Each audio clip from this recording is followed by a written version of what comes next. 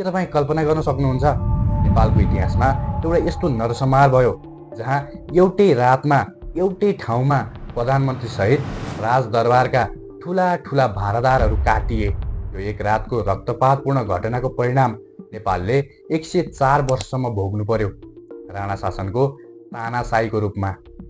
आखिर त्यो रात कोतमा के भएको थियो, किन मारिए ती सबै भारदारहरू र कसरी एउटा सामान्य व्यक्ति वीर नरसिंह कुमार त्यो रक्तपातको फाइदा उठाउँदै जङ्गबहादुर राणा बनेर नेपालको भाग्य नै आफ्नो हातमा लिए।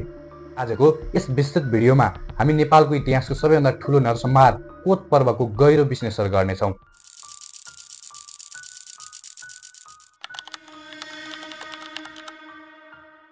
नमस्कार साथीहरू, आधुनिक नेपालका संस्थापक पृथ्वीनारायण शाहको मृत्युपछि नेपालको राजनीतिक परिदृश्य षड्यन्त्रहरूको अखडा बन्न पुगेको थियो। धेरैजसो समयमा राजाका उत्तराधिकारीहरू सानै उमेरका हुन्थे, जसका कारण दरबारको वास्तविक प्रशासन तथा नियन्त्रण पाँडे, थापा र बस्नेत जस्ता भारदार परिवारहरूको हातमा रह्यो। यस्तो अवस्थामा रानीहरूले जनप्रतिनिधिको रूपमा सत्ता चलाउँथे र उनीहरूलाई मनपर्ने भारदारहरूले शक्ति पाउँथे। राजा रणबहादुर शाहको अपर्याप्त शिक्षाको कारणले यो समस्या सुरेन्द्रको समयसम्मै जारी रह्यो। राजा र प्रधानमन्त्रीहरूबीच लगातार सत्ताको लागि सङ्घर्ष चलिरह्यो, जसले गर्दा देशमा सधैँ अस्थिरता कायम रह्यो। प्रधानमन्त्री भीमसेन थापाले केही समय देशलाई स्थिरता दिएका थिए, तर 1839 एडीमा उनको निधनपछि नेपालको राजनीति फेरि तीव्र अस्थिरतातर्फ फर्कियो। तपाईँ कल्पना गर्नुहोस्, जम्मा 9 वर्षको अन्तरालमा मन्त्री परिषद 7 पटक परिवर्तन भयो। राजाले बलियो नेतृत्व दिन सकेनन्, जसले गर्दा प्रशासन तहस नहस भयो। दरबारमा गुटबन्दी व्याप्त थियो, विशेष गरी पाँडे, थापा र बस्नेत परिवारका उत्तराधिकारीहरूबीच चरम द्वन्द्व थियो। यही राजनीतिक शून्यतामा महत्त्वकांक्षी व्यक्तिहरूले सत्तामा पुग्ने अवसर खोजिरहेका थिए। यस्तै मौकाको फाइदा उठाउनेहरूमध्येका एक थिए जङ्गबहादुर कुँवर। तत्कालीन राजा राजेन्द्र विक्रम शाह कमजोर र अयोग्य शासक थिए। उनको अक्षमता, उनको दुई रानी ज्येष्ठ महारानी साम्राज्य देवी र कनिष्ठ महारानी लक्ष्मी देवी बीचको पावर स्ट्रगललाई नियन्त्रण गर्न नसक्नुमा स्पष्ट देखिन्छ। महारानी लक्ष्मी देवी आफ्ना छोरा रणेन्द्र विक्रम शाहलाई जसरी पनि राजगद्दीमा बसाल्न चाहन्थिन्। राजा राजेन्द्रले पनि आफ्नो सम्पूर्ण कार्यकारी अधिकार कनिष्ठ महारानी लक्ष्मी देवीलाई शाही घोषणा मार्फत सुम्पिएर ठुलो राजनीतिक गल्ती गरेका थिए। यसले दरबारमा षड्यन्त्र र राजनीतिक हत्याको श्रृङ्खला सुरु गर्यो। यही क्रममा दरबारमा महारानी लक्ष्मी देवीको विश्वासपात्र र शक्तिशाली भारदार काजी गगनसिंह भण्डारीको उदय भयो। यो राजनीतिक अस्थिरताको बीचमा मुख्य द्वन्द्वको पात्र को थिए र कसरी कोत पर्वको पृष्ठभूमि तयार भयो त? गगनसिंह महारानी लक्ष्मी देवीका अत्यन्तै प्रिय र विश्वासिला भारदार थिए। उनलाई फरेन अफेयर्स, जुङ्गे खजाना र तराई क्षेत्रको जिम्मेवारी दिइएको थियो। उनीसँग यति धेरै अधिकार थियो कि उनले तत्कालीन प्रधानमन्त्री फतेहजङ शाहको आदेश समेत मान्दैनथे। उनलाई 7औं पल्टनको कमान्डर पनि नियुक्त गरिएको थियो। विक्रम सम्वत 1903 भदौ 31 गते राति 10 बजेतिर जब गगनसिंह आफ्नो पूजा कोठामा साँझको पूजा गर्दै थिए, तब उनको हत्या भयो। कोत पर्वको तत्कालको कारण यही हत्या थियो।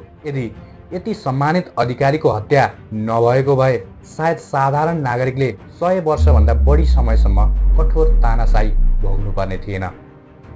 गगनसिंहको हत्या कसले गर्यो, यो अझै पनि एउटा रहस्य बनेको छ, जसमाथि विभिन्न तर्क र सिद्धान्तहरू प्रस्तुत गरिएका छन्। के स्रोतहरूले जङ्गबहादुर आफैले वा उनका भाइ बद्री नरसिंह मार्फत यो हत्या गराएको हुन सक्ने सङ्केत गर्छन्।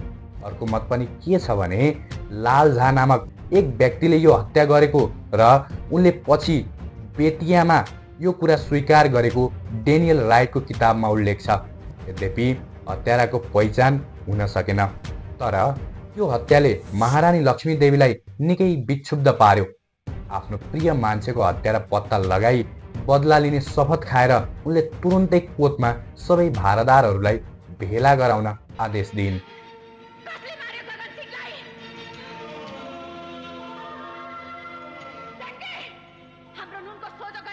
भाइको हत्या गर्ने हिम्मत कसले गर्यो?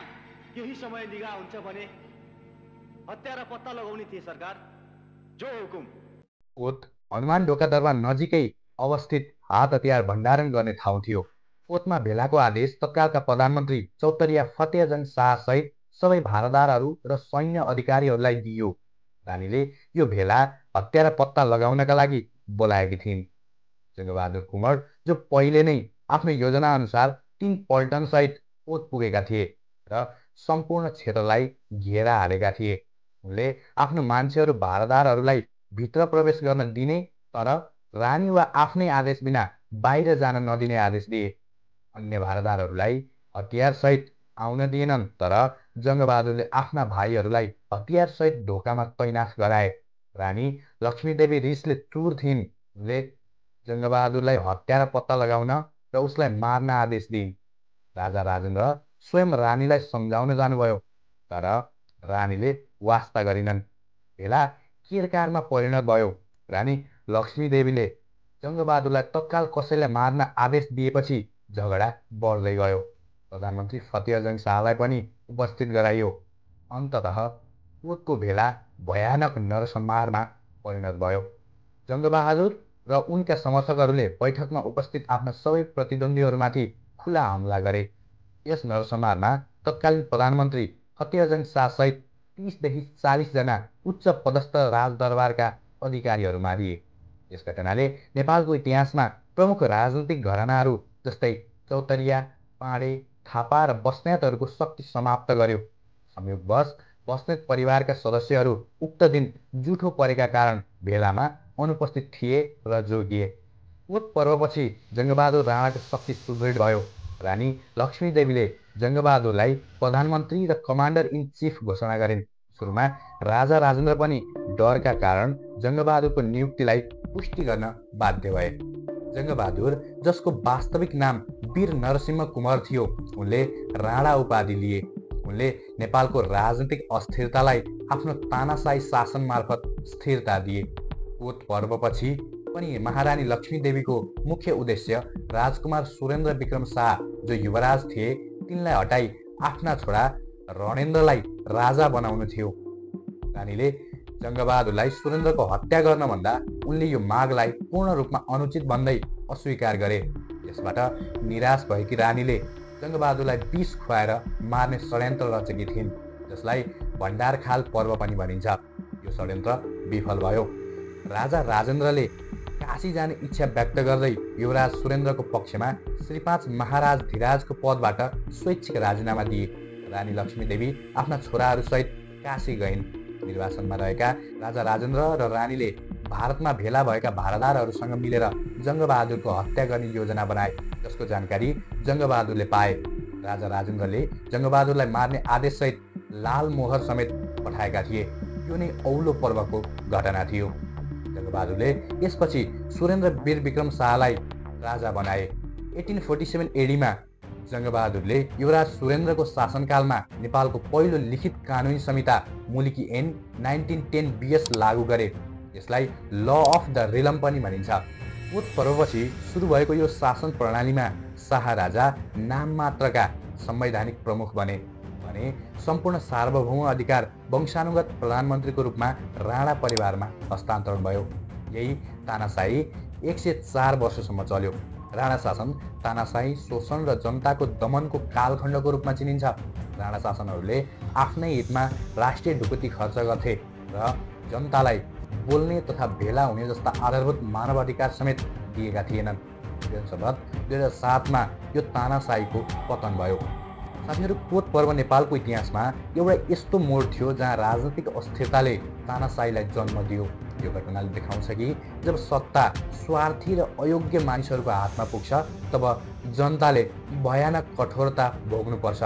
जङ्गबहादुर राणाले यो अस्थिरताको पाठ सिके र शक्ति सङ्केन्द्रण गरेर 104 वर्षसम्म निरङ्कुश शासन चलाए। तपाईँलाई यो विश्लेषण कस्तो लाग्यो? तपाईँका विचारहरू कमेन्ट बक्समा राख्न नबिर्सिनुहोला। यस्तै गहन ऐतिहासिक र राजनीतिक विश्लेषणका लागि हाम्रो च्यानललाई लाइक, सेयर र सब्सक्राइब गर्नुहोस्। अर्को एपिसोडमा भेट्ने बाचासहित म बिदा हुन्छु। धन्यवाद। जय नेपाल।